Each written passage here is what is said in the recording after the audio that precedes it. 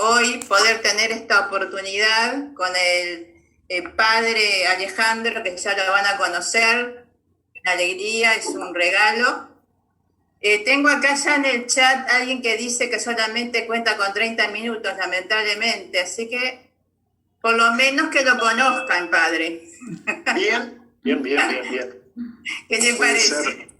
¿Cómo no? Puede ser una Yo para dedicarme al ingreso, entonces vamos a dar comienzo a este conversatorio. Primero vamos a invocar al Espíritu Santo que sobrevuele este conversatorio y nos permita abrir los oídos, nuestros corazones para aprovechar este momento en este tema que tanto nos ocupa.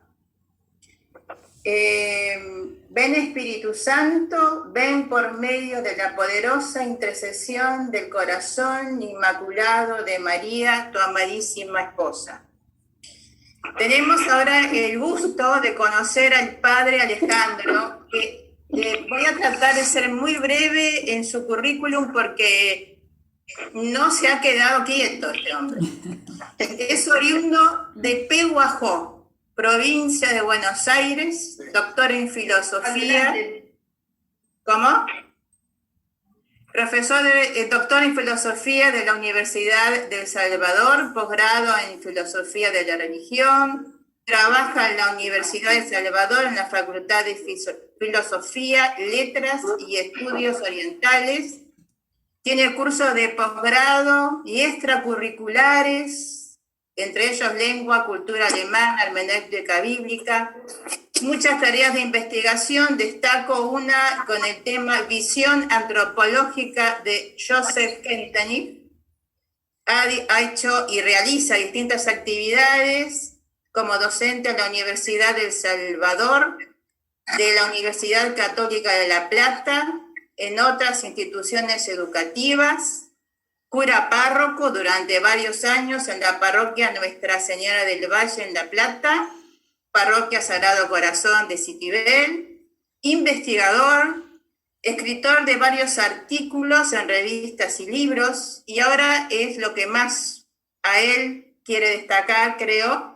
Actualmente es miembro de la Presidencia Internacional de Schoenstatt, coordinando el Grupo Internacional de Investigación para analizar temas y procesos claves de la historia de Schoenstatt que provocaron el exilio del fundador del movimiento en Milwaukee. Les pido por favor que silencien todos los micrófonos, así no tenemos interrupciones que puedan impedir la audición correcta de la charla que nos da introductoria el padre Alejandro. Y a posteriori habrá una oportunidad para hacer preguntas. Las mismas pueden, si quieren, ir adelantando en el chat. Si no, lo último, quien levante la mano, veremos cómo nos entusiasma. Bueno, muchas gracias María del Rosario por esta moderación de una cantidad enorme de personas y muchas gracias a toda la familia uruguaya y a las madres en especial por este contacto tan lindo. Realmente me alegra, me asombra. Es evidentemente un regalo de la Mater para mí poder hacer contacto con ustedes, hecho con otros lugares, incluso con Chile, con Alemania, con Dominicana, o sea, pero nunca, fíjense, con Uruguay. Así que bueno, bienvenido sea. Simplemente, digamos, ubicarnos en lo que podemos, yo diría, digamos, quiero decir 2 o 3 palabras muy rapidito, así damos lugar a preguntas que seguramente tienen un montón. No voy a responder todas las preguntas, seguro, es imposible, porque somos muchos y son muchísimas las preguntas. Ya el solo hecho de que seamos tantas personas participando nos da la pauta de que hay una inquietud que va evidentemente increyendo, ¿no es cierto? Es decir, en el círculo de la familia de Schoenstatt. Lo que voy a intentar hacer ahora es clarificar cuál es el problema exactamente con el que nos enfrentamos. Lo primero que quiero decir es que es un problema complejo. O sea, tiene una enorme complejidad. No es cuando un problema es un problemita, puede tener... por lo general no son monocausales los problemas, pero cuando un problema es grande, tiene multiplicidad de causas. Es muy difícil, digamos, focalizarlo. Y hay que hacerlo científicamente, que es focalizar científicamente cuál es exactamente el problema, que es lo que hemos hecho y es lo que intentamos en un proceso largo. Un proyecto de 3 años, que se llama Proyecto Alfa, tratamos de dar respuesta a la cuestión. Yo voy ahora a compartir un poquito pantalla para hacer un poquito más ágil, digamos, nuestra presentación. A ver. Ahí pueden ver la pantalla, me imagino, ¿verdad? ¿Sí? Sí. Ustedes me dicen si ven o si no ven por ahí algunos, digamos, ¿sí? Si alguno no llega a ver, me dice. Muy pequeño. ¿Se puede ampliar, padre? A ver, hasta ahí puedo ampliar, digamos, es lo máximo que podemos ampliar.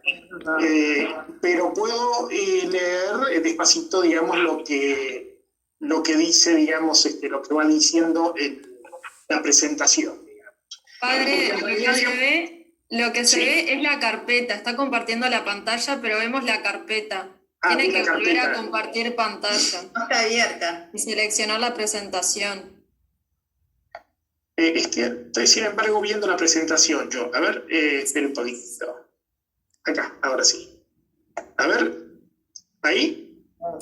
Ahora sí. ¿Sí? Perfecto. Bueno, ahí está. A ver, esto es lo que se llama el árbol de problemas. A ver. Este problema es un problema complicado, les decía, pero estamos ante un problema que podríamos comparar con un laberinto, en realidad. Es un laberinto por la cantidad de años que hace, que se plantea, o sea que por la cantidad de problemas, por la cantidad de años a los que nos remitimos, digamos, 70 años aproximadamente, digamos, de hechos relatados, ¿no? Es un problema complejo porque tampoco están vivas las personas, digamos, involucradas directamente, sino que están todas las personas fallecidas. Es un problema que podría compararse a un laberinto realmente. Hay que encontrar la punta del ovillo, como decimos en criollo, ¿no? ¿Cómo se presenta el problema? Se presenta en un epifenómeno, que es esto es como si fuese un árbol. La parte esta, digamos, en naranja, que yo veo aquí, que ustedes ven seguramente, es como el tronco del árbol. Estas son las ramificaciones, son como las ramas y las hojas, podríamos decir, de ese árbol. Y abajo, como siempre pasa en un árbol, la raíz es mucho más grande que lo que se ve del árbol, ¿cierto? Entonces, aquí hay un epifenómeno que de pronto desata un problema inesperado en la familia de Shakespeare, completamente inesperado. Ese fenómeno es que en comienzos de julio del año 2020, una revista alemana muy conocida, católica, tradicional, bastante, no es un periódico, digamos, tirabombas ni nada por el estilo, hace un reportaje a la doctora von Teufenbach, que es una historiadora, donde ella desliza que ha encontrado documentación en el Santo Oficio hecha por el padre Trump, escrita por el padre Trump, que pertenecía, digamos, al dossier del padre Trump, donde se considera al padre Kentenich como sospechoso de abuso de autoridad y por lo menos en una situación de abuso sexual. Esta situación, este hecho, inmediatamente se difundió por las redes sociales a través de un blogger que se especializa en hacer escándalos, digamos, que se llama Sandro Magister, italiano. La historiadora se trata de una historiadora italiana, a pesar de tener apellido bien alemán, porque es del norte, es de la zona de frontera, digamos, con Austria, digamos, que se llama von Teufenbach, y es en principio bilingüe. En principio es bilingüe, se habla italiano y habla en alemán, aunque yo me inclino a sospechar que más bien piensa más en italiano, vamos a decir, más en temática italiana de cultura.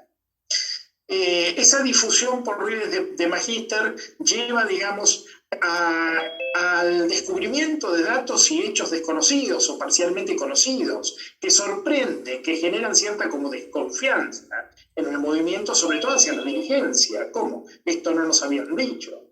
Al mismo tiempo, al poco tiempo de hecho el reportaje difundido por Magister, sale en Alemania la publicación del libro prometido por von Teufenbach, porque ya promete un libro en ese momento, era simplemente una publicidad de un libro.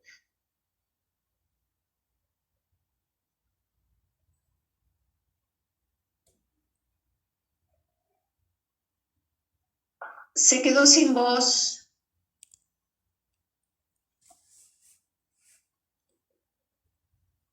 Tiene que sacar el mute.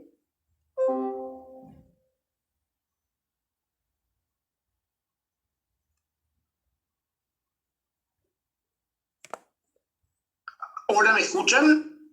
Ahora sí. ¿Me escuchan? Sí, ahora sí. Ahora sí. Bien. La pantalla no le están hablando, no le están viendo. Bien, ahora la pongo de nuevo la pantalla. A ver, esperen un poquito.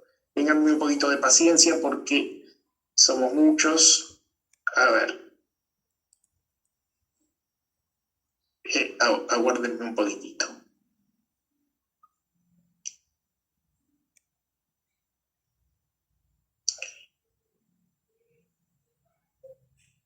A ver.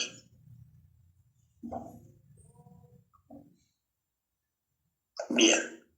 Ahora. A ver.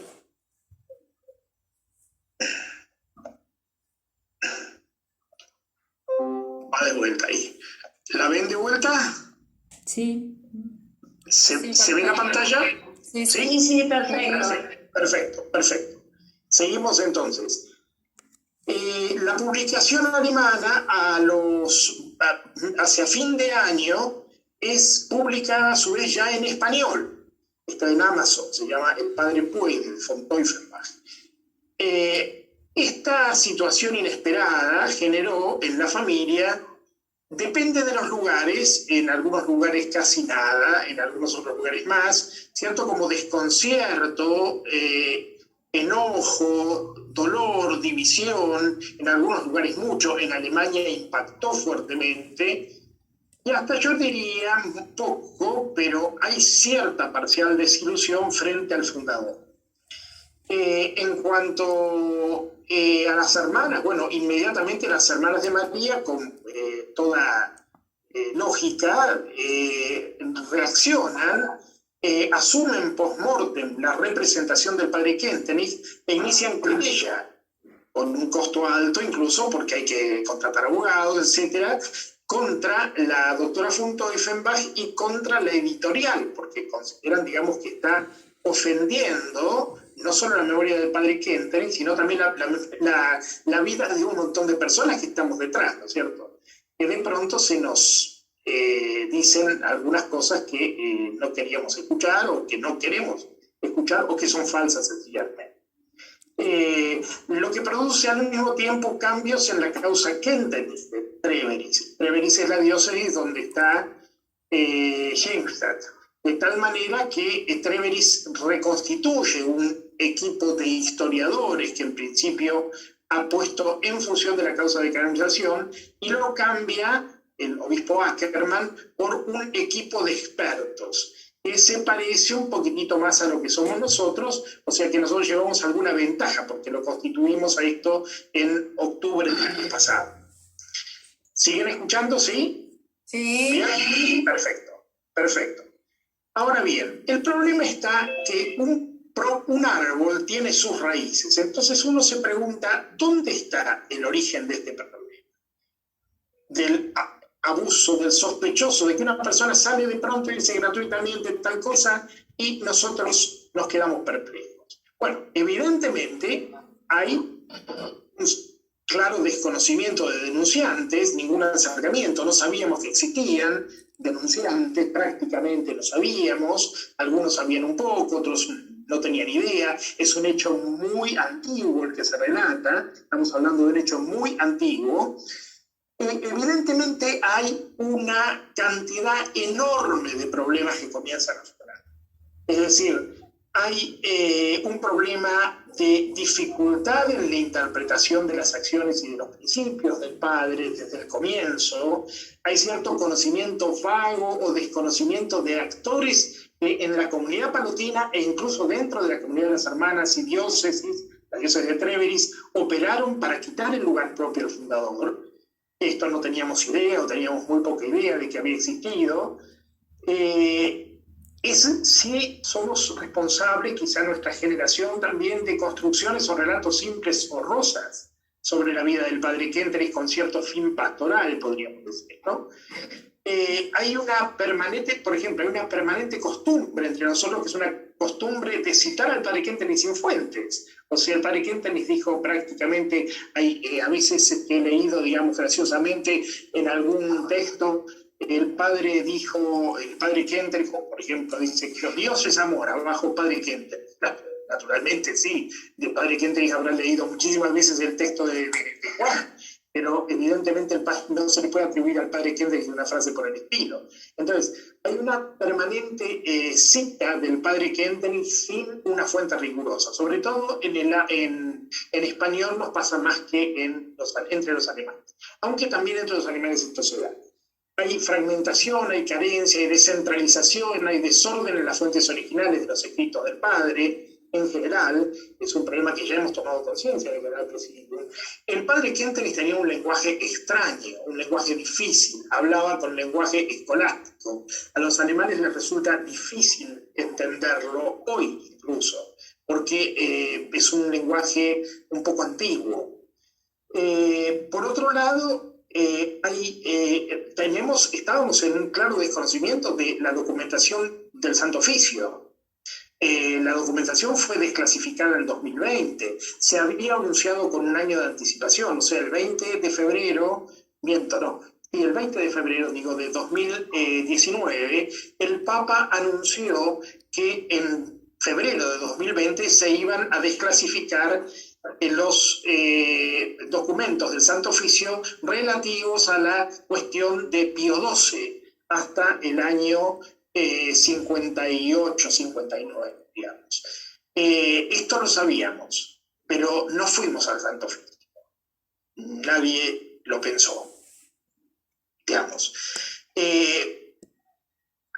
Hay en algún sentido, creo que debemos hacernos cargo, como familia tal vez, a pesar del año dedicado al padre, que fue muy hermoso, pero que generó una corriente, pero hay cierto descuido del vínculo integral con el fundador por parte de algunos miembros. Se ve un poquito como desdibujado, en algunos lugares más, otros menos, pero es preocupante la cuestión del vínculo, yo diría del punto de contacto, digamos, ¿no? Porque hablamos de 3 puntos de contacto, pero vitalmente a veces me hace pensar, digamos, esto es importante también.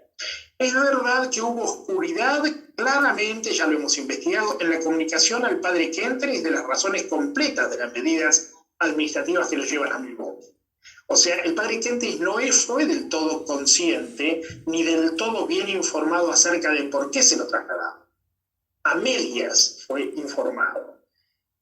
Hubo incluso ya en Milwaukee una negación al padre Kentenich en vida de derecho a juicio, proceso y sentencia justa por parte del Santo Oficio. No lo hizo, se lo negaron y el padre Kentenich lo exigía. Finalmente lo deja puesto por escrito en un documento muy importante que se llama Apologia Probeta Mea. En ese documento, cuando el padre Kentenich se cansa ya porque no hay nadie que lo escuche, sencillamente hace una apología de sí mismo, cosa que desde el punto de vista de género literario es casi contradictorio, porque una apología se hace en tercera persona, no de sí mismo, ¿no? Sin embargo, él en una situación de abandono, casi podríamos decir, se ve en la necesidad de hacer la apología de sí mismo.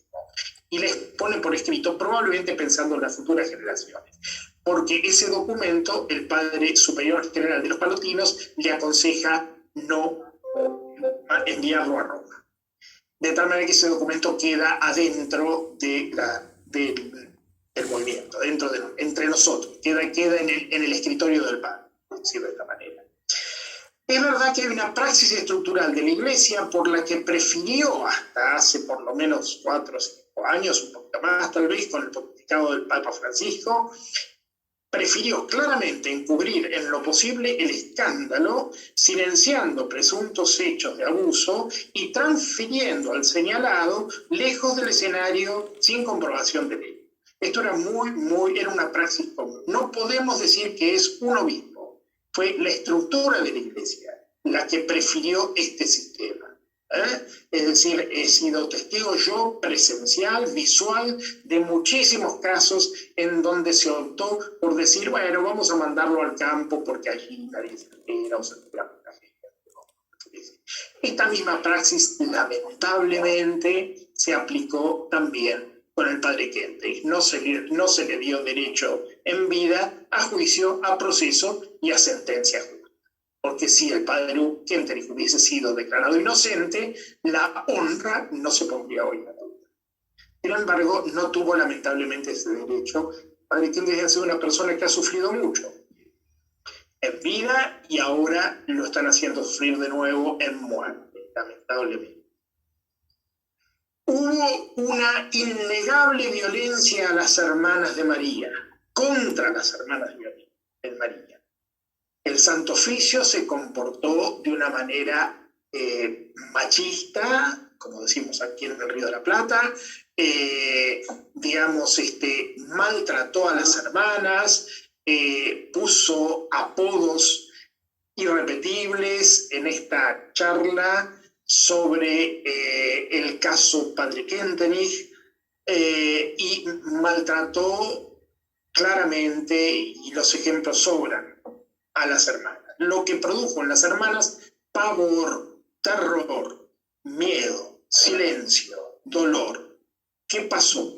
Se callaron. ¿Por qué? Porque tenían miedo, porque era una comunidad de mujeres y porque como comunidad de mujeres en esos años, si hoy las mujeres son maltratadas, en aquel entonces no se imaginan lo que fue. Entonces las hermanas callaron y tuvieron terror de que las disolvieran, tuvieron vergüenza porque había hermanas adentro de la comunidad que no habían actuado bien. Eso generó el problema de ocultamiento de información sensible, lo cual nos deja en un estado de indefensión absoluta por carencia de datos para responder con solidez a las acusaciones. Estas son las raíces de nuestro árbol de problemas. Cuando uno explora las raíces, cuando uno le pone lupa a las raíces, encuentra que la complejidad de las causas le dan una nueva fisonomía al problema. Y ahora el problema no es el epifenómeno. Von Teufenbach publica un libro. Eso es un epifenómeno. El problema es el estado de indefensión en el que estamos por carencia de datos para responder con solidez a las acusaciones. ¿Cómo es posible que una persona salga gratuitamente, un vecino de cualquiera de nosotros, y diga, la señora de al lado es abusadora, y yo me quede perplejo y no tenga absolutamente ningún tipo de herramienta como para responder inmediatamente a la situación y para dar prueba fehaciente de una cosa por ejemplo? Claro, estamos en un contexto cultural que no es el mismo que hace 10 o 20 años, hace solo 10 años. Es decir, hay un contexto cultural sensible a la cuestión de abuso de género. Bienvenido sea, porque Dios, vox temporis, vox Dei, repetía siempre el padre Kentenich. Entonces, si estamos ante problemas Si estamos ante la conciencia de nuevos problemas, es decir, el abuso de género, pues tendremos que pensar y ponernos a la vanguardia de la reflexión en torno a lo que significa el abuso de género. Pero estábamos sin nada. Ni siquiera sin haber reflexionado, no la cuestión del padre Kentenich, sino casi sin haber reflexionado o sin que nos haya rozado la cuestión del abuso de género, por ejemplo, de la violencia de género. Ya ni siquiera la palabra abuso, sino violencia de género. Por tanto, hay un objetivo central que es común en nuestra investigación y a otras posibles investigaciones, que es construir un relato sólido para responder a las acusaciones realizadas sobre el padre Kentenich.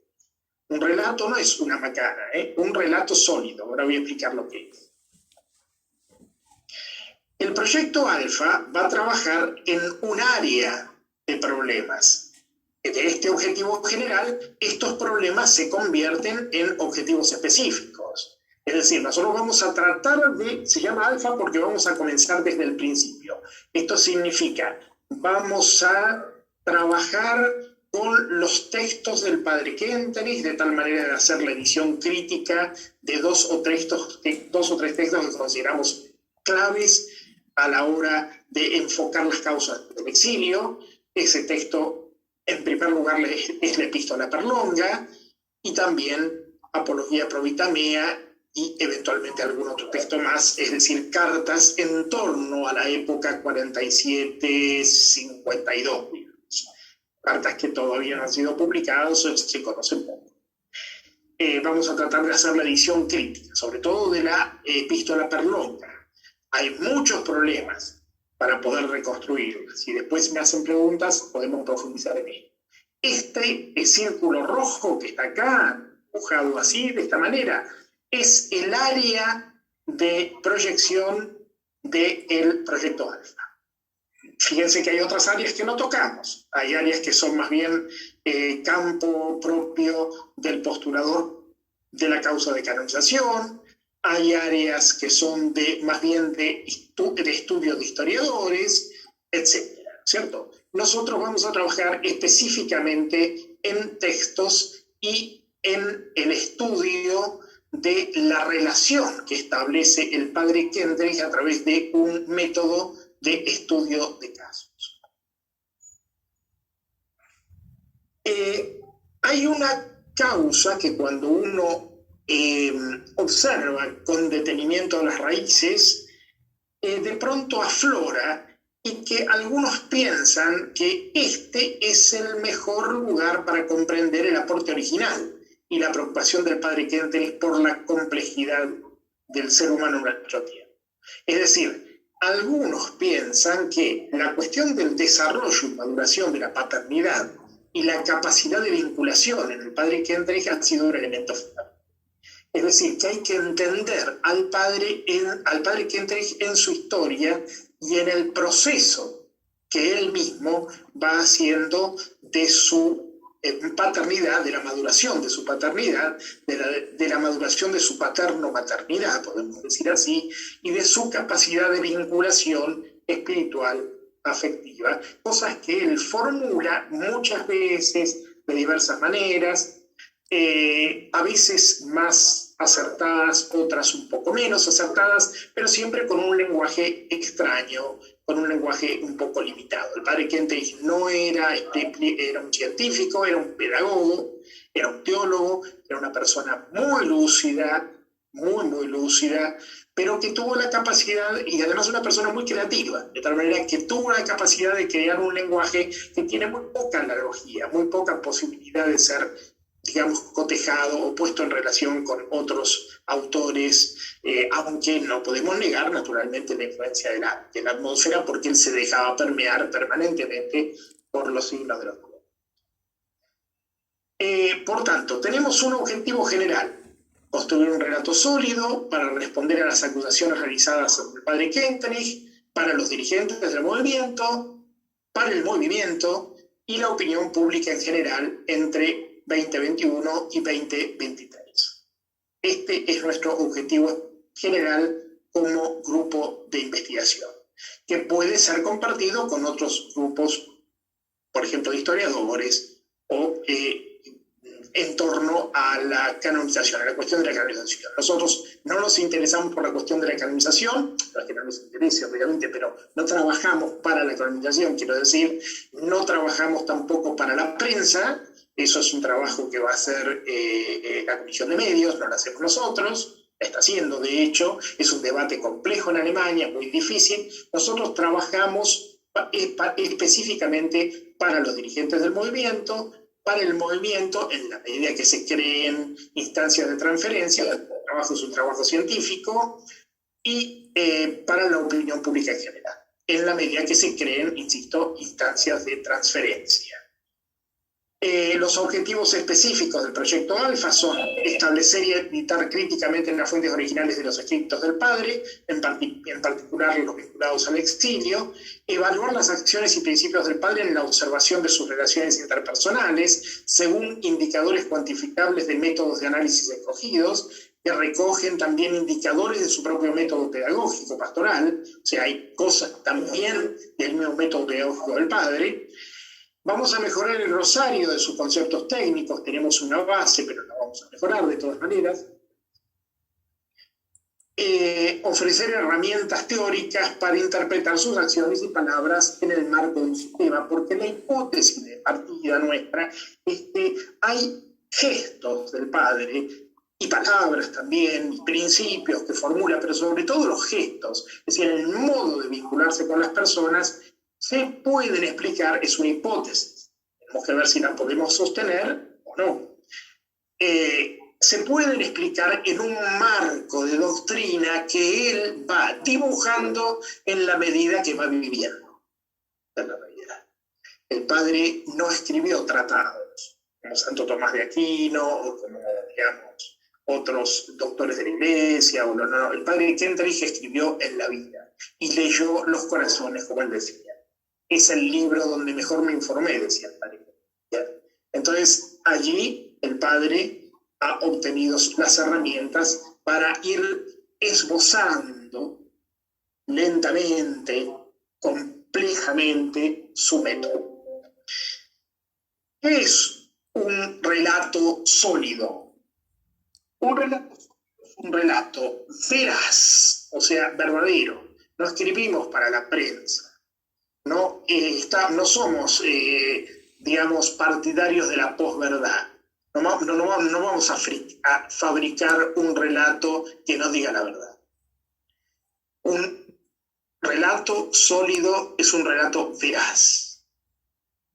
Es decir, vamos a partir de los hechos y de los textos. Nosotros básicamente analizamos textos y analizamos formas de vinculación a través de testimonios.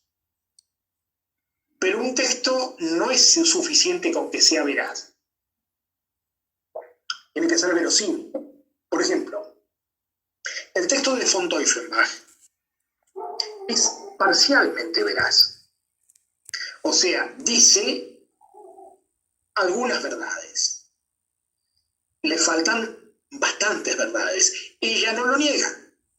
Ella dice, tengo esto, lo encontré. Ella no dice, conozco todo sobre el padre Kendrick. Nunca lo dijo en ningún momento. Ella dijo, encontré esto sobre el padre Kendrick. Algunas cosas. Algunas verdades. Y las interpreta. La interpretación frente a algunas verdades, sobre todo si son pocas, puede ser siempre un poco sesgada, un poco limitada, un poco corta. Pero una interpretación, relato debe ser también verosímil. Esto significa, debe ser creíble, aceptable, porque puede partir de un hecho verdadero. Por ejemplo, hace unos años atrás salió una muy famosa película que tal vez ustedes la vieron. Si no la vieron, digamos, les comento el ejemplo. Se llama Un cuento chino, es una película argentina de Alejandro Borenstein. La película comienza con un hecho verdadero en China. Un hecho verdadero. El hecho verdadero es que una vaca, de las de nuestras del campo, una vaca cayó del cielo y mató a una persona que estaba navegando en una roca. La noticia, de esta manera, tal como yo se las comunico, y como lo cuenta, es porque un poquito, digamos, el desarrollo, el nudo de la película está en la gracia, digamos, que produce esta noticia. Era un recolector de noticias inverosímiles, digamos, era el personaje principal. Esta noticia, tal como yo la relaté, es absolutamente inverosímil, aunque es veraz. Si yo hubiese dicho, por ejemplo, se abrieron las compuertas de un Hércules C-130 que transportaba ganado, produciendo la caída de algunos animales, uno de los cuales lamentablemente fue a dar sobre un barco pequeño, sobre un bote pequeño en un lago, y produjo inmediatamente el fallecimiento de la persona que estaba navegando en él. Entonces el relato se vuelve más verosímil. Y además puede ser probado, porque el hecho ocurrió. Aparece documentación que atestigua que este hecho fue efectivamente, aconteció en tal lugar, en tal río, en una zona de China. En este lugar hay testigos, hay familia, etcétera, que puede dar por sentado. Hay un viudo, de hecho en la película había un viudo, porque el personaje, uno de los personajes principales de la película es un comprometido, un novio comprometido que queda sin su novia, bueno, etcétera. Un relato sólido significa que vamos a trabajar con la verdad, que tenemos que volverlo verosímil, tenemos que contar bien el relato para que se entienda todo, y tiene que ser capaz de ser probado. O sea, y la prueba significa documentación. Significa documentación, significa testimonio. Este es el objetivo del Grupo Internacional de Investigación constituido en octubre del año pasado. Lo que dice abajo es justamente el logo del grupo, International Fortunes Group. Es un grupo formado por personas geostatianas, académicos, académicas, de diferentes comunidades, de todas las comunidades de Schoenstatt, escogidas por el General Presidium, por cada jefe de las comunidades de Schoenstatt. Representan, por tanto, comunidades internacionales, representan género, representan estados de vida, en fin, tratamos de ser lo más amplios posibles en la convocatoria de los investigadores, y todos con su currículum académico importante. Este es el objetivo del grupo de investigación formado. El trabajo ha sido muy grato hasta el momento, muy bueno, y está dividido en 4 subgrupos que funcionan muy bien, con una secretaria, una persona que opera de secretaria dentro del grupo, y yo que hago la función de moderador, o podríamos decir enlace con el General Presidium. O sea, el General Presidium se informa, los informes de avance de investigación los presento regularmente en la reunión del General Presidium, del cual formo parte por ser la dirección, por representar a la dirección de mi comunidad, que es la Federación de Presbíteros de Chile. Bien, esto entonces es todo con relación a la presentación que yo quería hacer, para que focalicemos con exactitud cuál es el problema en el que nos vemos. ¿Es un dilema? O sea, ¿no podemos salir de esto? No, no es un dilema. Es complejo, pero esto es más parecido a un laberinto. Hay que, con mucha paciencia, encontrar el hilo de Ariadna y seguir la ruta hasta que finalmente, con paciencia, podamos seguir. El cliente, como decía siempre el arquitecto catalán que hizo la Sagrada Familia, recuérdenme, ayúdenme con el apellido, a ver, alguien, Gaudí. Gaudí repetía siempre. Micli, cuando le decían, pero Gaudí, ¿cuándo va a terminar de una buena vez esta iglesia de la Sagrada Familia? Y Gaudí decía siempre, mi cliente tiene una gran paciencia, tiene todo el tiempo del mundo. Bien, nosotros trabajamos para el cliente que tiene todo el tiempo del mundo. Trabajamos para la Madre. Y para el Padre Dios. Y para el Padre Kente, naturalmente. Bueno, aquí sí podemos, María del Rosario, si me parece, dar lugar a las preguntas. Yo dejo de participar en la pantalla y vamos a pantalla completa y los veo a todos. Bien. Muy bien. Por chat hasta ahora no he recibido ninguna pregunta. Quien quiera hacer, que levante la mano y ya active su micrófono.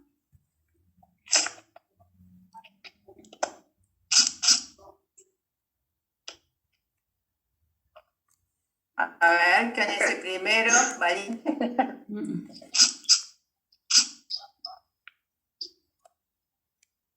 El hecho de que no hablemos puede ser muy bueno o puede ser muy malo, digamos, depende de los... Muy claro o no. Bueno, yo creo que la explicación fue muy exhaustiva y muy clara. Indudablemente puede haber muchas preguntas que a lo mejor... A ver, acá Silvia que hace una pregunta. Muy bien, avanti Silvia. Padre, en sí, a mí realmente me choqueó que nunca jamás se hablara de este tema. Porque siempre estuvo como oculto, digo, realmente nadie lo sabía. Estas acusaciones, a mí hay una parte de las acusaciones, le voy a ser sincera, que no me afecta ni es con respecto al poder del padre en el sentido que tuvo con la hermana general. ¿Por qué? Porque yo me retraigo un poco en la época que fueron, cómo son los alemanes, que son bastante duros y muy, ¿no? Derechos así, yo mando y se hace así. O sea, a mí, que haya habido eso no, pero sí la parte de una acusación sexual. ¿No? Porque, digo, a mí eso sí me afecta. Igual no voy a dejar de reconocer que todo lo que he aprendido en el movimiento, nadie me lo va a cambiar. Para mí es maravillosa la pedagogía, el reencuentro que pude tener con la mater, todo eso está separado. Pero sí digo, ¿qué medidas igual, digo, después de que esto se estudie, se va a saber bien, se nos va a tener informados? Sí, la información, nosotros no podemos, en nuestro caso, es decir, la información corre por cuenta de otras comisiones, la Comisión de Medios en este caso, digamos, porque James.com, también hay otras herramientas, ¿no? Donde permanentemente la gente pone columnas de opinión, o, digamos, esto es una cosa que debemos pensarlo todos, no está... Ningún Jameslatiano debería dejar de conocerlo o de pensar en estas cosas. El hecho, he dado alguna explicación dentro de las raíces de cómo se fue generando esa complejidad, digamos, y por qué ha habido ocultamiento de información sensible, por algún lado, por vergüenza, por miedo, por un terror enorme, porque ha habido prohibiciones incluso expresas de la Iglesia de que haya documentación que separa o que no circulara, digamos.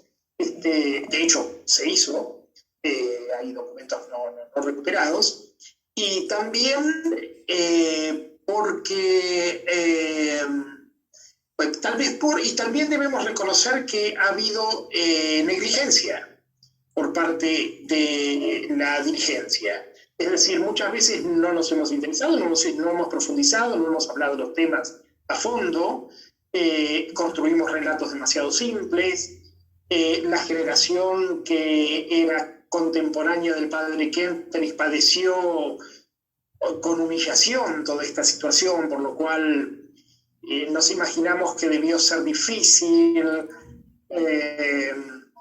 decir todas las cosas o decirlas porque involucraba a terceros. De hecho, las hermanas, digamos, hoy día están en condiciones por ahí de investigar más a fondo esta cuestión, pero durante mucho tiempo ha sido motivo seguro de mucha vergüenza porque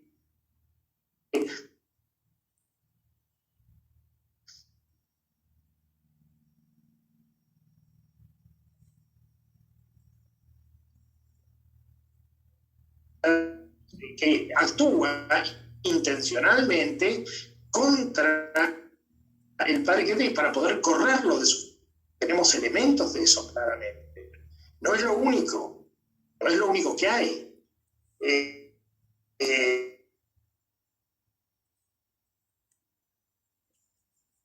pensar que las movió a frente al padre Kentenich. Por otro lado, digamos, podemos pensar, ¿el padre Kentenich le salió bien todo? No, de ninguna manera, mal. Ya lo sabíamos, esto lo sabíamos.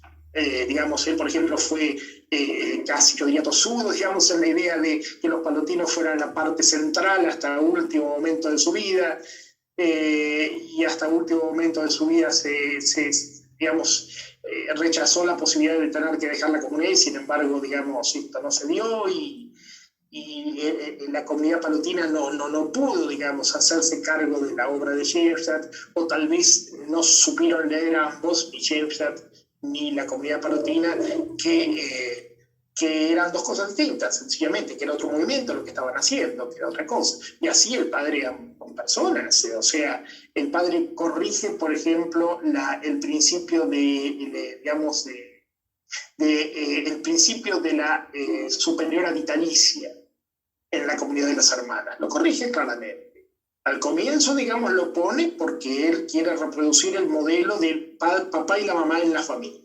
La gran intuición del padre es: tenemos que formar una familia y que sea el espíritu familiar lo que nos licencia de tener una especie de valija de reglamentaciones que de alguna manera cuidan como muros externos nuestros. Esta es la idea completamente innovadora del padre Kentenich en los años 20, completamente innovadora.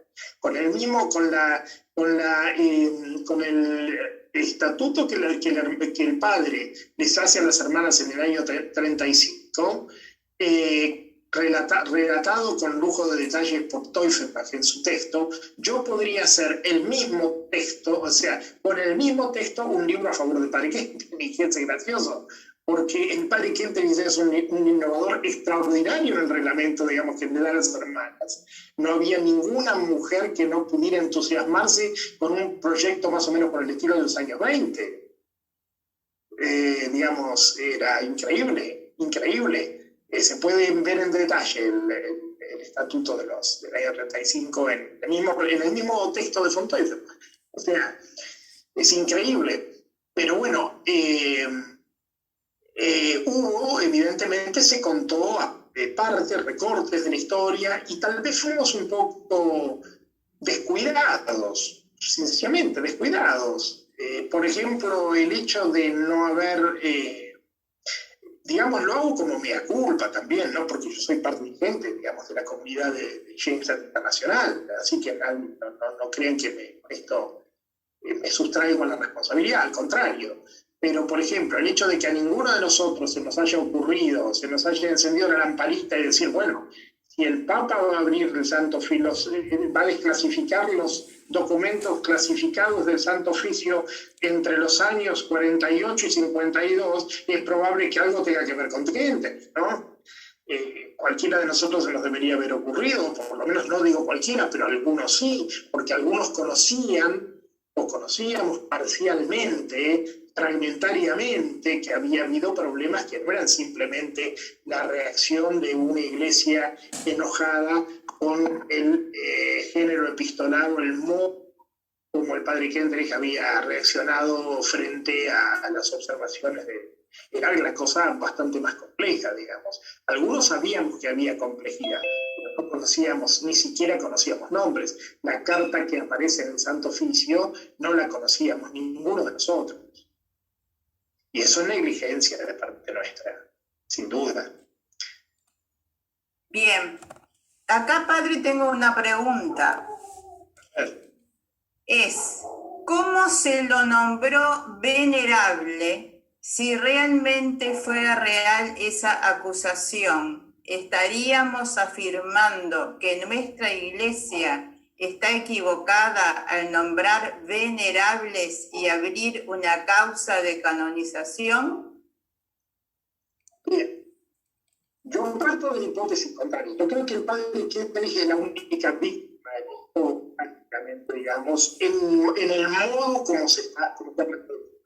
Repito con esto una expresión que me resultó feliz de una historiadora, con mucha autoridad para mí, que es la doctora Gloria Schlickman, que es una hermana de María, alemana, que ha investigado muy a fondo y que ha tenido acceso a los mismos archivos que von Teufelbach.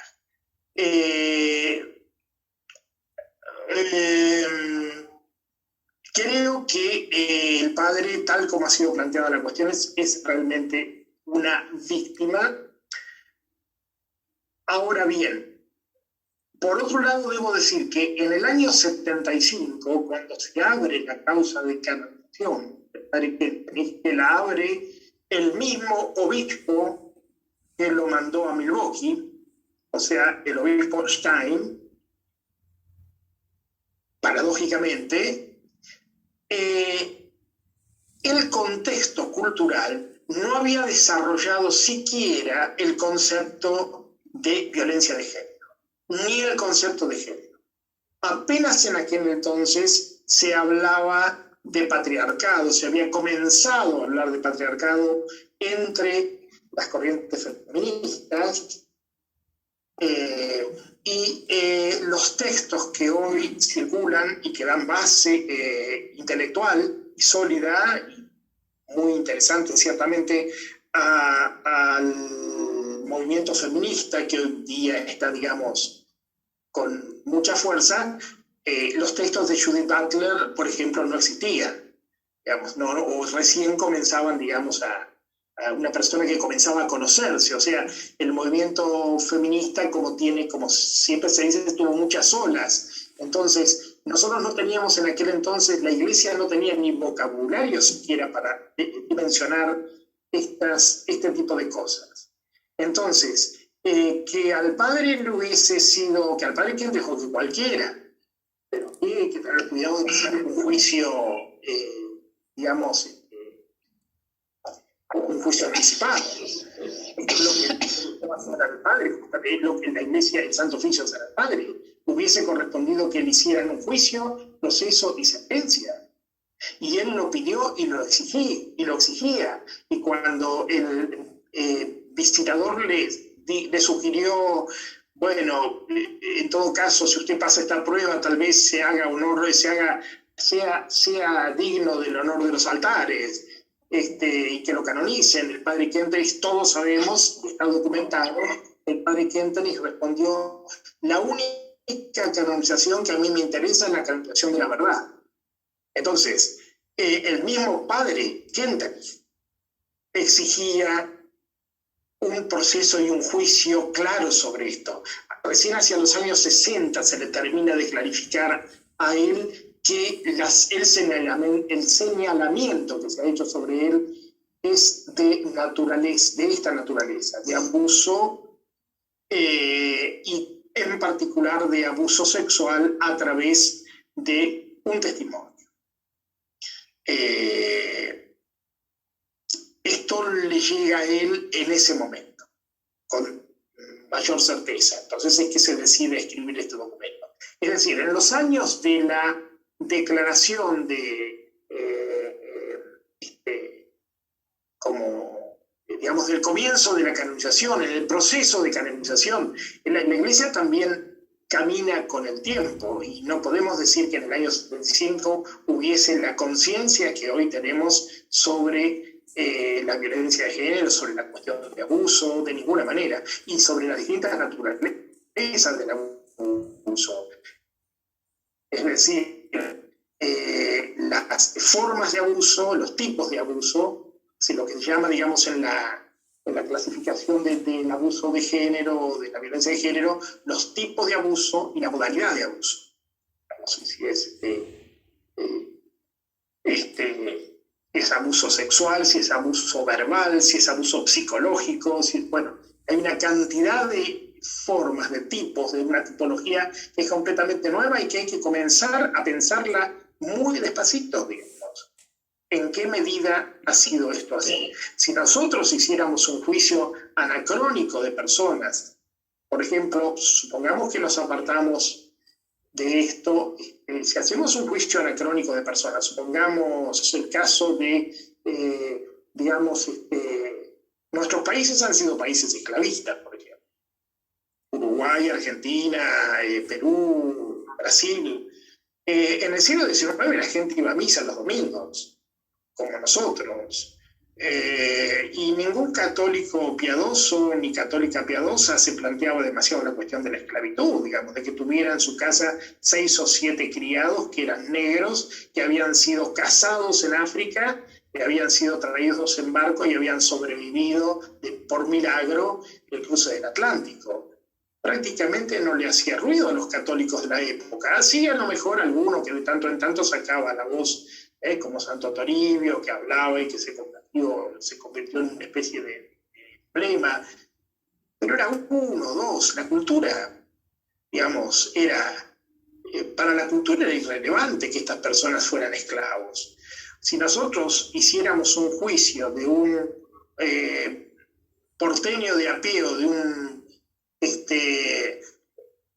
uruguayo de a pie, digamos, en el siglo XIX, o comienzos de la primera mitad del siglo XIX, o fines del siglo XVIII, y lo sentáramos en el banquillo de acusados por trata de personas, digamos, es anacrónico. ¿Por qué? Porque lo que está mal hoy estaba bien antes, no. Es porque antes no existía conciencia de un mal, suficiente conciencia de un mal que hoy, gracias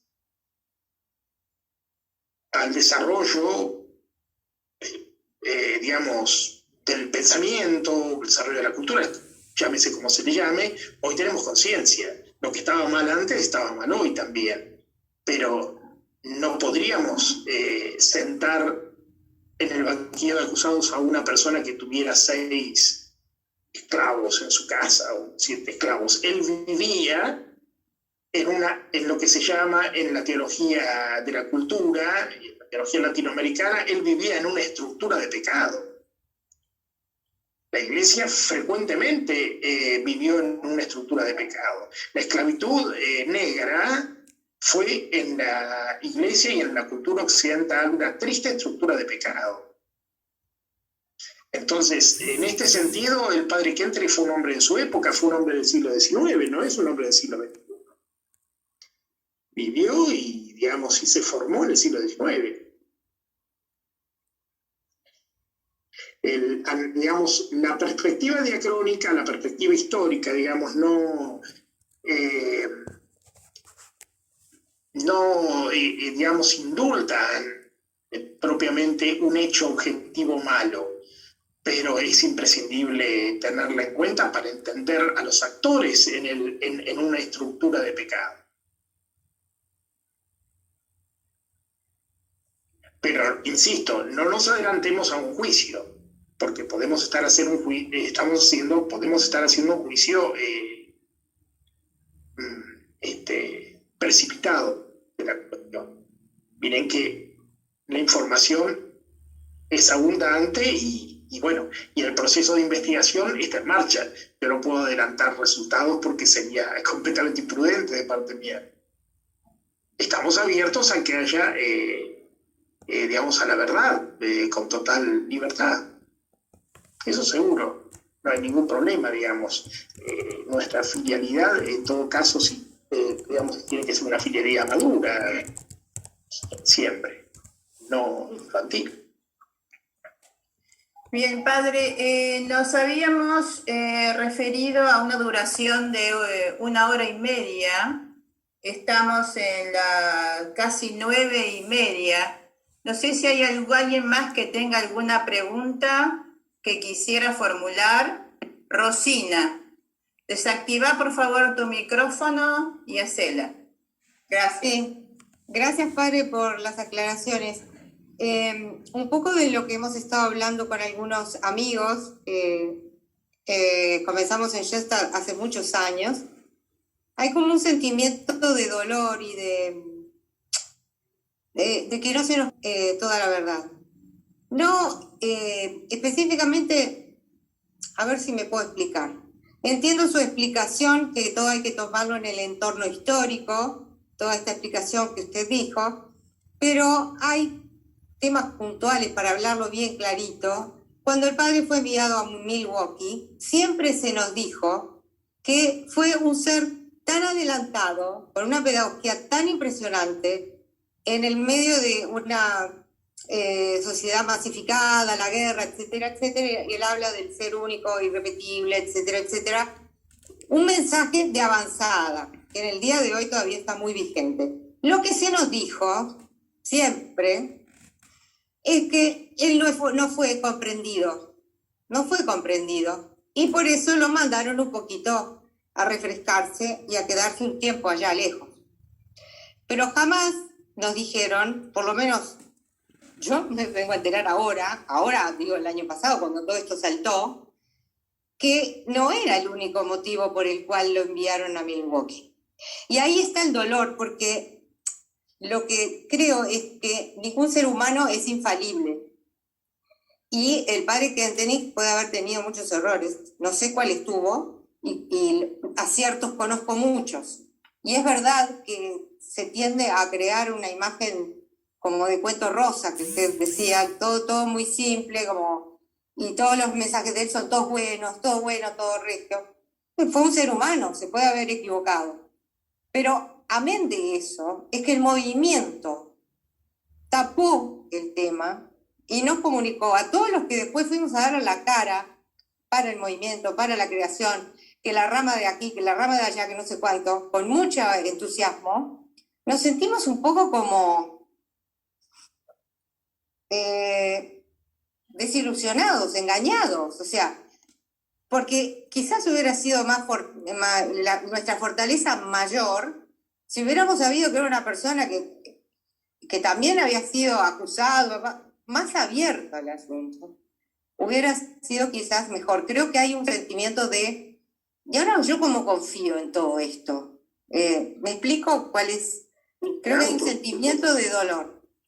Me entiendo, Rosina, sí, de hecho lo puse expresamente en el árbol, ¿no es cierto? Una de las hojas del árbol, digamos, dice eso, dolor, desconcierto, digamos, desilusión dentro de la familia y en particular con los dirigentes, ¿no? Cómo nos estafa, ¿no? Cómo nos contaron esto. Bueno, digamos, yo creo que fue mal contado, fue parcialmente contado, porque lo que dice usted como explicación no es, digamos, es veraz también. Es decir, el padre marcha, es decir, lo que pasa es que no entienden al padre Kentenich en su sistema, eso es claro. Es decir, el visitador Trump pues, no entiende nada, digamos, no entiende, no entiende, esto no entiende, digamos, le cuento si quiere una anécdota que puedo contarla, digamos, porque simplemente se trata de una anécdota.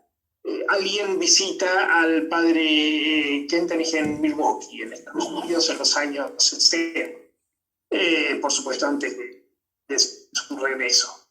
El padre Kentenich, la persona, una joven, digamos, muy inquieta por Deutsche Eintracht, y realmente muy capaz, le dice al padre, se sienta en el escritorio, hay alguien que viene, que les trae tortas, Kuchen, seguramente muy rico, de esos que digamos comen los alemanes, y un té, y entonces la persona le dice, padre, qué bien lo tratan aquí, qué bueno se está aquí, qué lindo. Se da cuenta, dice el padre, esto es un nido, es mi nido. Y entonces usted le dice el padre, ¿cree que es importante en la vida de un hombre tener un nido, un ser humano? Y la mujer, que era muy inteligente, muy leída, digamos, le dice, sí, claramente, sí, claro que sí, porque eso forma parte de la antropología, digamos, que estructura un hombre, tener un vínculo. Bueno, se da cuenta, dice, allí donde yo veo un nido, el padre Trump ve sexualidad. Le respondió el padre. Es decir, hay una lectura distorsionada de los gestos del padre o de las formas de ponerse en relación del padre con las demás personas. De una forma distorsionada, claramente. La palabra, de hecho, abuso sexual no es una palabra expresamente usada por la denunciante principal, digamos, sino es interpretada más bien en el contexto del Santo Oficio, donde sí se habla, y no de sexualidad, sino de sexualismo, freudismo y psicología profunda. O sea, el padre Kentenich es acusado de psicología profunda. Es un poco ridículo hoy, ¿no? Suena casi ridículo, digamos, porque sería lo mismo que acusar de botánica a una persona o de zoología, qué sé yo. Es decir, sin embargo, en aquel momento era preocupación de la Iglesia que alguien pudiese eventualmente incursionar en la psicología profunda de las personas y unir esto a la espiritualidad. Claro, es un camino complejo el que el padre Kentenich comienza a abrir. Por eso que claro que es incomprendido. Por supuesto que fue incomprendido por el Santo Oficio y maltratado, ¿no? Sí, eso es seguro, pero no es el único elemento. ¿Habrán salido mal situaciones o a medias, a medio camino? Sí, seguramente. Habrá hecho juicios el padre Kentenich, habrá dicho, bueno, esto anduvo bien, pero no anduvo bien. Con esta persona hay muchísimos testimonios, cientos de testimonios, entre ellos de la hermana Emilia, que ustedes conocen, porque el mismo padre la trató más, digamos, lo analizó él mismo, o trabajó sobre sí mismo. Pero la hermana Emilia, digamos, tiene una relación donde el vínculo con el padre llega a un lugar de mucho, digamos, de mucha fecundidad, ¿no? Eso no significa que, digamos, nada, no significa nada, significa simplemente eso. Pasa también con un testimonio impresionante de la hermana Petra, por ejemplo, hablábamos la vez pasada con María del Rosario, y tantos otros, también el padre Dreschbach, por decir un caso. Por ejemplo, el padre Dreschbach dice en el campo de concentración, dice en su memoria, ¿no? Es el fundador del Instituto de los Sacerdotes Diosanos. Padre Dreschbach dice del Instituto de los Sacerdotes Diosanos, no de mi comunidad, sino la otra, de sacerdotes. Dice, en un momento determinado caminábamos por el callejón interno, por esa avenida interna de Nájar, bajo el arroyo Vigna, bajo el Rocío, así como estaban, digamos, y él dice, el padre Dreschbach dice, en un momento determinado el padre Kentenich me dijo, ¿te das cuenta, Franz? ¿Te das cuenta? La mujer te puso aquí porque porque tú me perteneces. Porque tú me perteneces.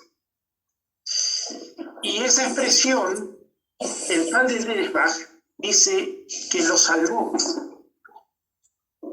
de sobrevivir en un campo de Dachau, porque se sintió que era de alguien, que estaba sustentado en alguien, que había un tú que de pronto lo sostenía, lo amaba, lo quería, digamos, ¿no?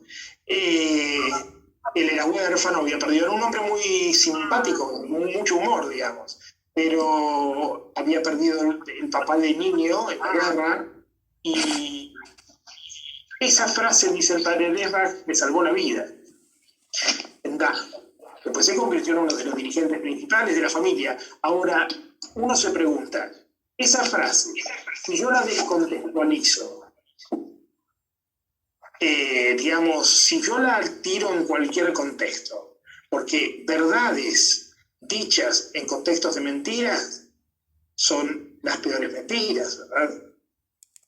Entonces, si yo esa frase la digo en un contexto descontextualizado, digamos, vago, o intencionadamente en otro contexto, podría leerse casi como la declaración de un gay, de que ama a una persona. Tú me perteneces. Es una frase de amor.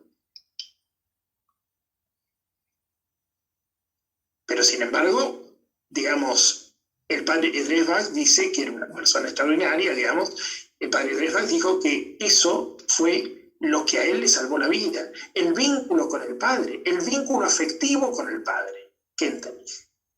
Esto es lo novedoso. Entonces, lo que hay que captar en Kentenich es lo novedoso de Kentenich. Lo profético, podríamos llamarlo de esta manera, ¿no? Digamos, era un hombre viejo, antiguo, digamos, del siglo XIX, pero hay algún elemento de profético. Bueno, más no se puede decir porque, puesto que esta hipótesis es enmarcar los gestos del padre en un sistema que acentúa fuertemente el vínculo afectivo con Dios y con la persona, porque, digamos, no es solo con Dios, no somos puentes que se tiran, digamos, no es el vínculo se da por ampliación, cuando, digamos, es como en las cosas humanas, cuando la mamá de alguna manera lleva al papá a un niño al amor del papá. No es que, bueno, va a dejar de querer a la mamá para amar al papá ahora y después va a querer a los hermanos, después va a querer a los hijos y se olvida de los padres. No es así. O sea, los vínculos humanos se dan por ampliación. En el campo de lo sobrenatural es lo mismo, es decir, los vínculos, el vínculo con Dios se da por la mediación humana, pero también se da sin abandonar al vínculo afectivo con las personas. Entonces hay todo un proceso que Kentenich vive profundamente y también lo trata de poner en la medida de lo posible, de esbozar en sus intuiciones, ¿no? Pero esto es lo novedoso claramente de Kentenich.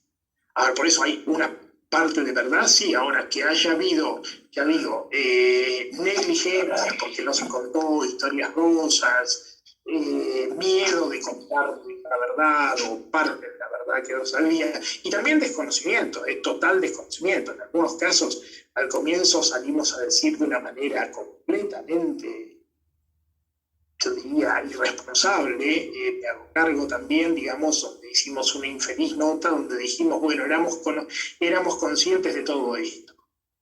Con el general Presidium, digo, ¿no? Sacamos una primera nota, la primera de todas, que bueno, que la prensa en Alemania nos fusiló, digamos, después de esa nota, ¿no? Yo vine ahora aquí a la Argentina, pero viví todo el año pasado en Alemania. Nos fusiló la prensa, naturalmente, pero nosotros tuvimos la irresponsabilidad, yo diría la candidez de salir a decir, no, nosotros conocíamos todo. Los míos, no. Absolutamente, no. No fue así, no era así. Ni los dirigentes del general Presidio. Ahora, la gente contemporánea del padre, bueno, en mayor o en menor medida lo habrán conocido, lo habrán ocultado, se movieron como pudieron, pero ¿saben lo que pasa? Toda esa generación está fallecida. Los contemporáneos propiamente del padre, o sea, el padre Menninger, por decir así, la persona más cercana, el pobre, digamos, luchó mucho y por Schoenstatt para sostenerlo después de la muerte del padre. Y como todo fundador no prevé la muerte, el padre también se murió sin haber, en el fondo, terminado la síntesis en muchos aspectos, ¿no? La síntesis me refiero a la estructura del movimiento, ¿no? Porque tenía agendada, digamos, hasta en octubre del siguiente año, digamos, actividad. Pero bueno, Rosina, usted tiene razón en lo que dice, pero también subrayo que es verdad lo que dije, es verdad que la Iglesia no lo entendió. Había también desconocimiento en la dirigencia y en las bases del movimiento de acusaciones, críticas y también de operaciones contra el padre.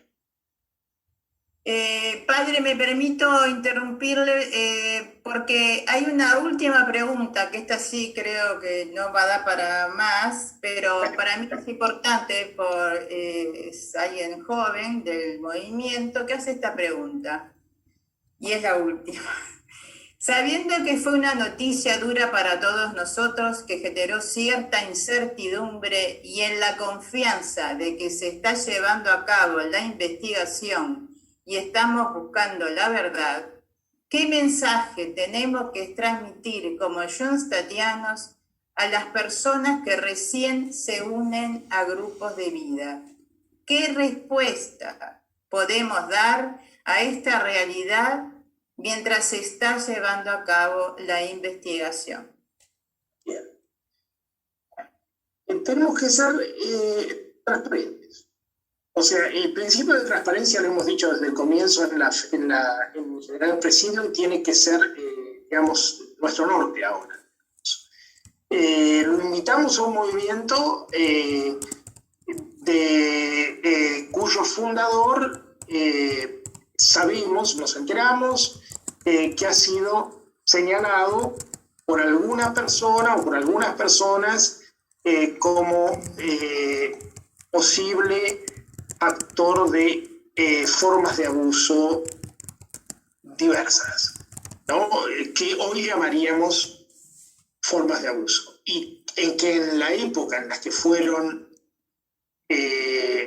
cometidas no había vocabulario para expresarlas, porque se entendía por abuso sexual, se hablaba más bien en aquel entonces se hablaba de violación.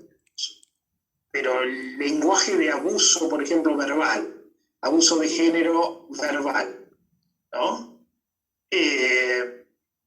O violencia de género verbal, o violencia de género psicológica, digamos, nadie hablaba de esto absolutamente. Entonces, tenemos que decir con total claridad, esto que les estoy diciendo hay que decirle a la persona que ingresa. La persona que ingresa tiene que ingresar y saber dónde ingresa, tiene derecho a saberlo, digamos. Los que estamos aquí, yo personalmente, bueno, digamos, no estoy en el trabajo de investigación, digamos, pero no es un problema para mí personalmente, pero entiendo que puede serlo para en lo que es el vínculo. También yo creo que aquí está parte del problema, lo que yo señalé en la raíz. Me parece que hubo un descuido de la vinculación, porque el punto de contacto no es ingenuo. O sea, cuando hablamos en el movimiento de 3 puntos de contacto, no hablamos, no es ingenuo 3, pues podrían ser 2 entonces, uno, ese no es la Virgen. No, pero no es la Virgen. Lo original de Schoenstatt no es un punto de contacto. Tampoco es la Virgen sola, es el santuario. Es la Virgen y el santuario, con todo lo que implica. Pero no es solo la Mater y el santuario, es también el Padre que entendemos. Lo entendimos esto, lo subtransmitir, lo supimos plasmar en las filas de nuestros movimientos, de nuestras comunidades internacionales. Yo no lo sé, no sé si lo hemos sabido plasmar fehacientemente, cabalmente. Puedo hablar por lo que yo hice o por la experiencia que tengo dentro de mi comunidad, pero no podría hablar por todo el movimiento. El movimiento es una gran federación de distintas organizaciones, pero, digamos, me parece que el punto de contacto como tal se ha descuidado, porque no es gratuito. No es lo tercero que sobre, que se dice de vez en cuando, sí, bueno, está bien, es el fundador como cualquier fundador de cualquier fundación. No es así. En Schoenstatt no es así el vínculo con el fundador. No es el mismo vínculo que tiene el Opus Dei con Escrivá de Balaguer, ni siquiera en los focolares con Chiara Lubich. No es así, porque el punto de contacto es parte del carisma, es parte de del aporte original de Kendre. Bueno, esto tuvimos que decirlo desde el primer momento, y si no se ha hecho, ya tendremos que hacer nuestra mea culpa. Actualmente a la gente, en todo caso, el principio que debe dar norte es el principio de transparencia. Claramente esto es así, la causa de canonización seguirá. Bueno, eso no depende de nosotros, depende de Mesa de Treveris. En la comisión de expertos definirá ahora de una manera amplia, porque no es una comisión secreta, es una comisión, digamos, no está bajo secreto del sumario como actúa la comisión en un caso, en la canonización. La comisión de Treveris definirá si esto se cierra, si la causa de canonización se cierra o no se cierra. Si se podría cerrar, sí se puede cerrar, claramente. Sí. Podría ser cerrado con argumento sólido y suficiente. Pero podría cerrar. Ahora puede que no, pero la canonización es otro tema, digamos. Ahora, esto hay que decirle a la gente claramente. Esto no invalida de todas maneras todo lo que trabajamos. Bueno, creo que alguno de ustedes lo ha dicho, digamos, o lo que hacemos, o el aporte o trabajo pedagógico, esto es otra cosa, ¿no? Bien, padre, para finalizar me gustaría... La hermana Mariela la veo con la manito levantada.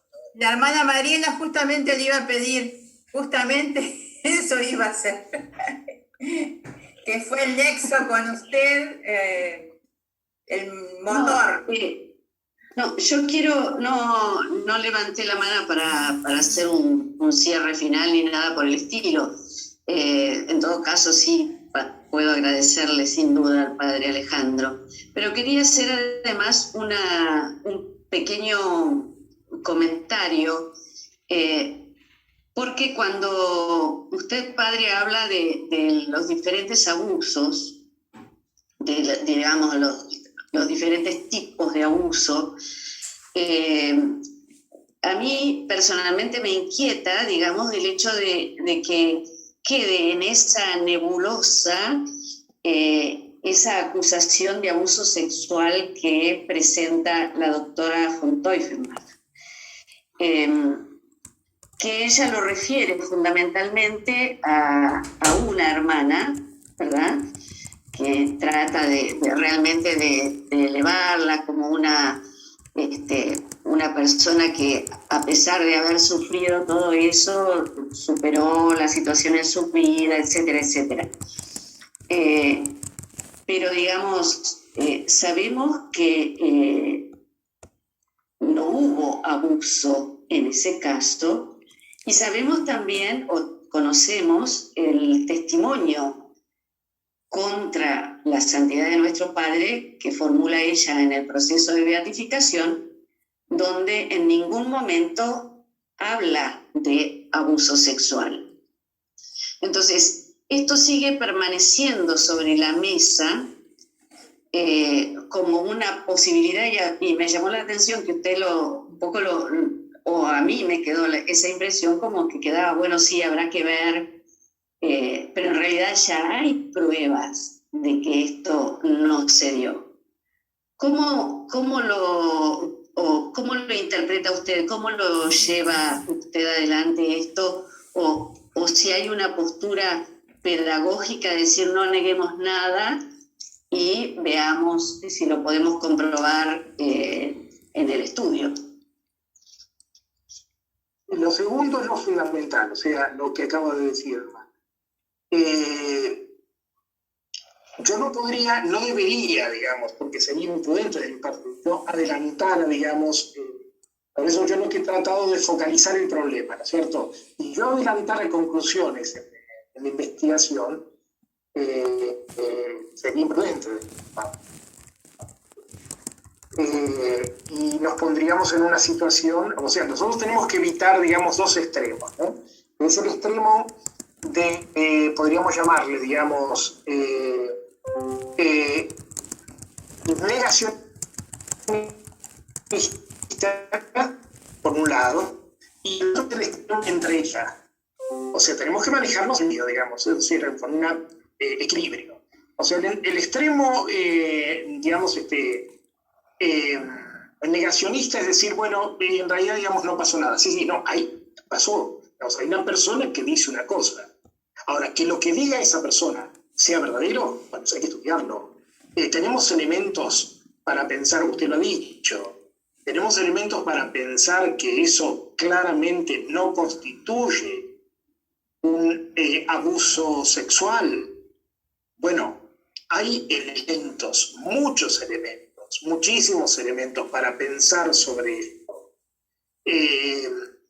Y para pensar acerca de lo anacrónico de aplicar este concepto, digamos, al padre que,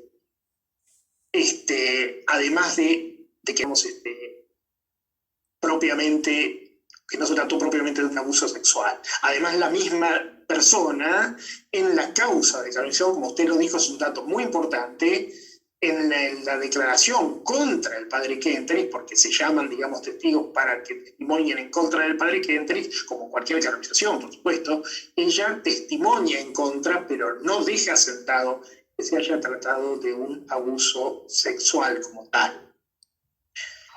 Ahora bien, esto está en materia de investigación.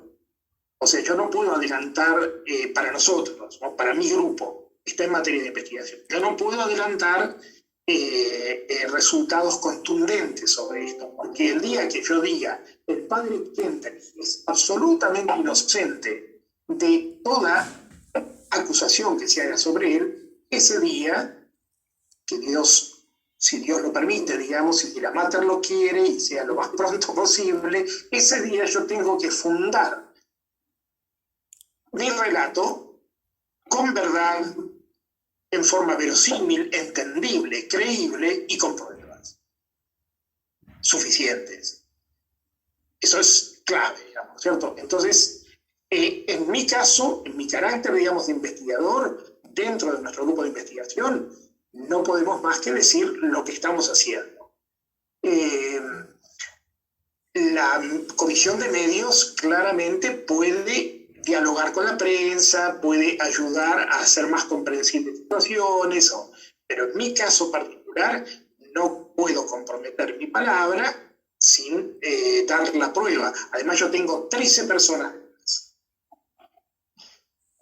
por las cuales hablo, por quienes hablo también, que ellos están sabiendo en este momento exactamente lo que estoy diciendo.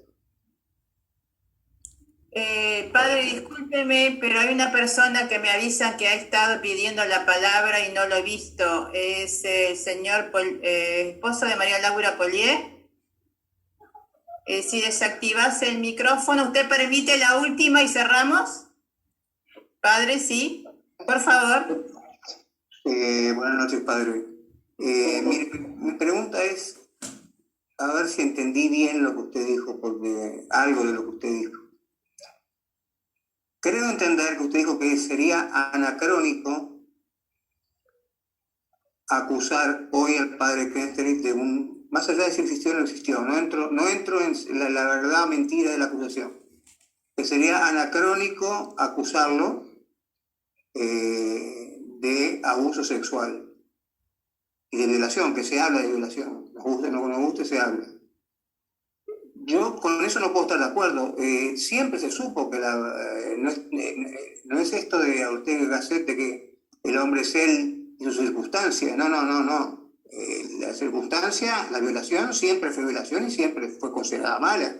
Siempre, como el asesinato, como algunos de los grandes pecados. Entonces, no sé si lo entendí bien, que para mí no es anacrónico que se le acuse, sí, que se le acuse falsamente. Todo lo demás estoy completamente de acuerdo y no estoy apuntando a la culpabilidad, no culpabilidad, exageración, no exageración, etc. Sino que no es anacrónico, es muy vigente el tema. No hoy, que lo es súper vigente por el feminismo militante, Lo era a fines del siglo pasado. Entonces, eso no sé si entendí bien su referencia al anacronismo del tema. Fíjese, ¿cómo es su nombre? Discúlpeme, ¿cómo era su nombre? José Luis. José Luis, fíjese cómo usted, sin querer, se desliza desde el abuso a la violación. Digamos. Es decir, usted dice, la violación ha sido siempre una cosa que generaba escándalo, no hay ninguna duda.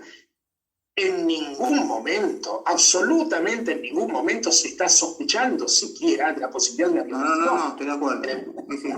Absolutamente, no tiene absolutamente nada que ver. La doctora von Teufenbach habla de abuso, introduce la categoría de abuso y ella considera, interpretando, que en un caso se trata de abuso sexual, lo cual no significa ni violación, que es el lugar común como se entendía esto, ni tampoco siquiera hoy por abuso sexual se entienden cosas muy diversas de lo que se entendía hace solo 15 años atrás. Por ejemplo, hay algunas personas que consideran una forma de abuso sexual en el orden, por ejemplo, verbal, si una persona gratuitamente le dice algo por la calle a otra persona. Tendría una connotación sexual y sería una forma de abuso. Eso hace 10 años no lo pensaba nadie. Hace 15 años no lo pensaba nadie. Hoy día, por ejemplo, si una persona está en un edificio en construcción, le dice a una señorita que pasa por la calle alguna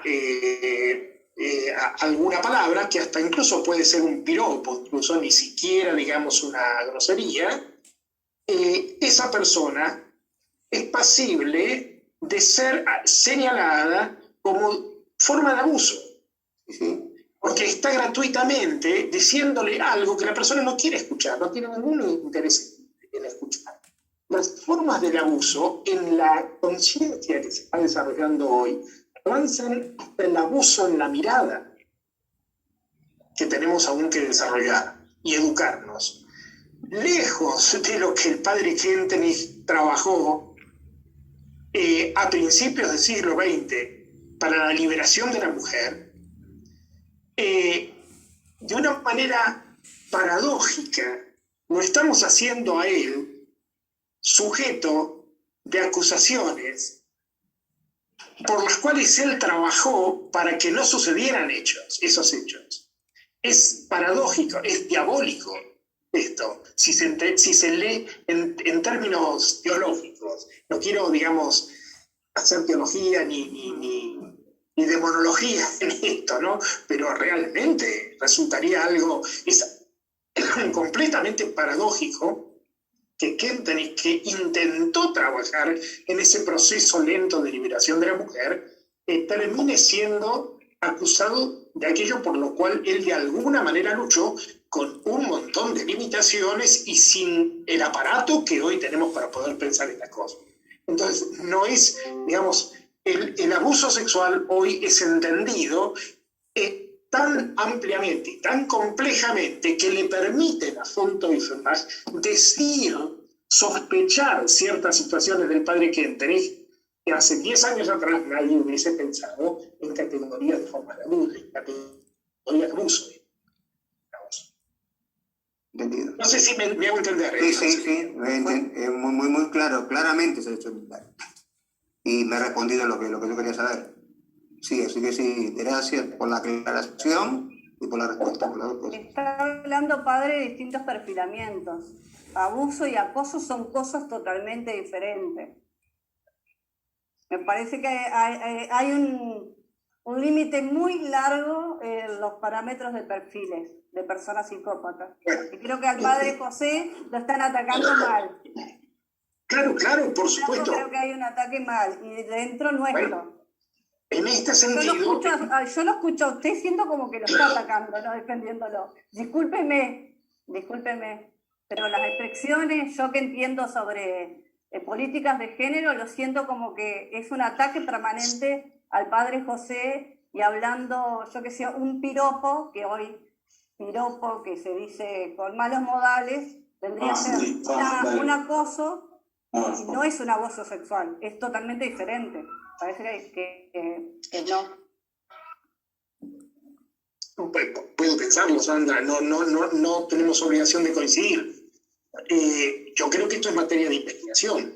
O sea, nosotros no tenemos aparato desarrollado para pensar a fondo aún en perspectiva de género. No tenemos suficiente aparato desarrollado. Si usted conoce, digamos, un sistema terminado de perspectiva de género, bueno, sería muy bueno que me lo haga conocer. Los tenemos, padre, con criminólogas. Yo trabajo con criminólogas y trabajo con la fiscal Daniela Dupoy, que usted la debe conocer, que es argentina. Tenemos como para diferenciar bien qué es una cosa y otra. Yo en este momento me siento redolida porque siento que al padre se lo está atacando injustamente. Discúlpeme, pero lo siento con muchísimo dolor. Bueno, respeto su dolor. En mi caso, digamos, digamos, interior, o sea, nada más lejano a la intención de condenar al padre o atacar al padre. Nada absolutamente más lejano. Todo lo contrario. En mí personalmente, las personas que conocen mi trayectoria y mi vida saben claramente que mi vida y mi muerte pertenecen al padre, y me refiero al padre Kendrick. De tal manera que yo no puedo decir, lo digo con toda... Por eso estoy aquí, en este lugar. No solo no ataco al padre Kendrick, sino que investigo la complejidad de las acusaciones. No estoy seguro que von Teufenbach tenga clara una teoría de perspectiva de género como la puede tener a lo mejor usted o la puede tener alguna otra persona. No lo sé. Yo creo que no. Yo sospecho que no. Pero hoy es muy complejo el tema. Usted trabaja... Perdón, Sandra, se termina el tiempo. Discúlpame, pero tenemos que respetar las condiciones. No, usted trabaja en el campo penitenciario o en la ley, en la justicia. Yo también trabajo en el mismo campo. Y también en la cárcel con personas privadas de libertad y problemas. Y acabo de terminar de cerrar ayer la última capacitación que hice sobre perspectiva de género. O sea, también me muevo en un ámbito parecido, así que nos movemos tal vez en un ámbito parecido. De todas maneras, es complejo el tema. Ahora, no le quepa duda que no ataco al padre Kendrick, todo lo contrario, eso sería, si usted lo dice de esta manera y descontextualizadamente, sería, yo lo debería tomar como una calumnia.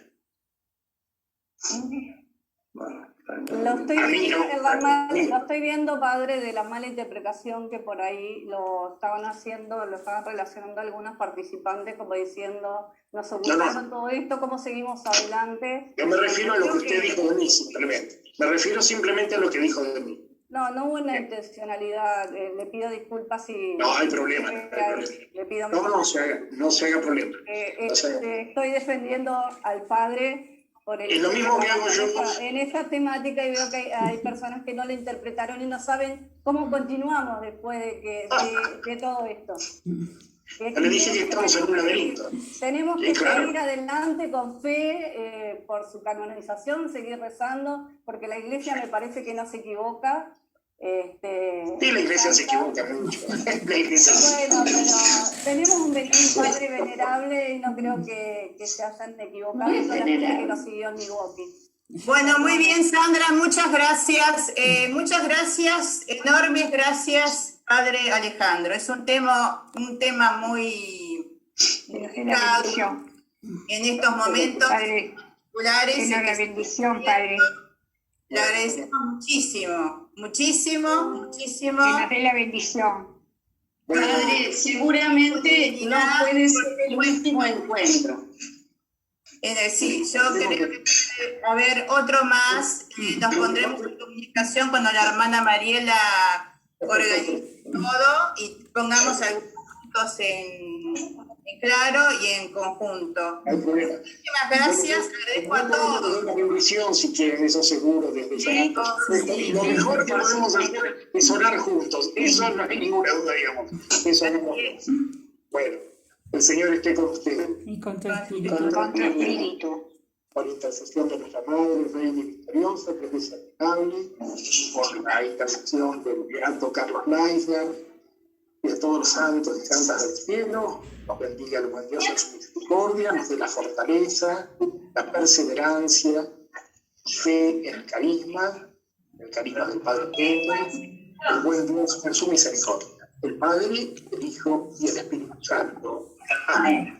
Muchas gracias, bendiciones para ustedes y hasta muy pronto. Adiós, adiós, hasta pronto, cuando quieran, ya. Gracias, gracias.